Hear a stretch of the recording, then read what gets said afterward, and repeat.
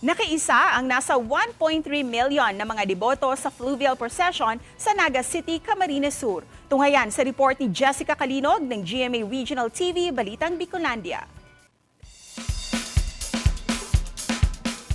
Tubong Sorsogon, pero nakatira na ngayon sa Bicutan, Taguig City ang pamilya ng 72 anyos na si Nanay Preciosa.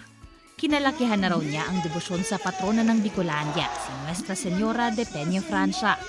Malaking araw ang nagagawa ng pagpapanata sa kanyang buhay, lalo na pagdating sa kalusugan ng kanyang buong pamilya.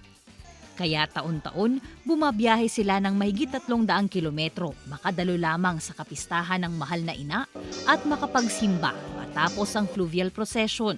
Ang pagpapasalamat sa buhay na ipinagkaloob niya sa amin at sa talagang hindi ko malilimutan ng lahat ng hinihingi namin ay talagang pinagkaloob niya. Katulad ni Nanay Preciosa, may kanya-kanyang dasal at hiling ding dala ang nasa 1.3 milyon na debotong naitala ng Joint Operations Center ng Peña Francia Festival na nakiisa sa paghatid sa mga imahen ng El Divino Rostro at ng Mahal na Ina sa Basilica Minore noong Sabado, September 16.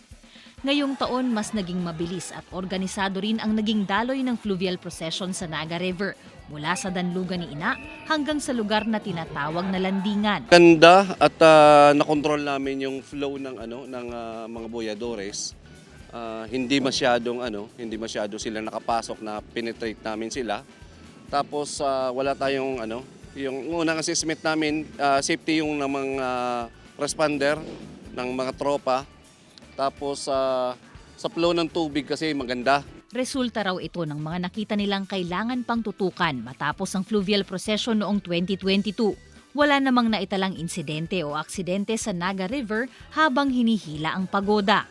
Gaya ng traslasyon procession noong September 8, generally peaceful din daw na maituturing ng Naga City Police Office ang nasabing fluvial procession. Wala naman naiulat na major incidents.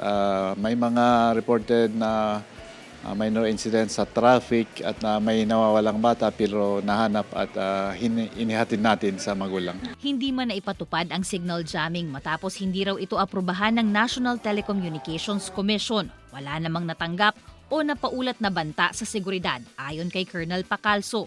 Ang mga nangyari at naging strategy ngayong Peña Francia Festival 2023 ay isa na rin sa magiging basihan ng mga otoridad para sa muling pagsasagawa nito sa mga susunod pang taon. Mula sa GMA Regional TV, Balitang Bicolandia, Jessica Kalinog, nagbabalita para sa GMA Integrated News.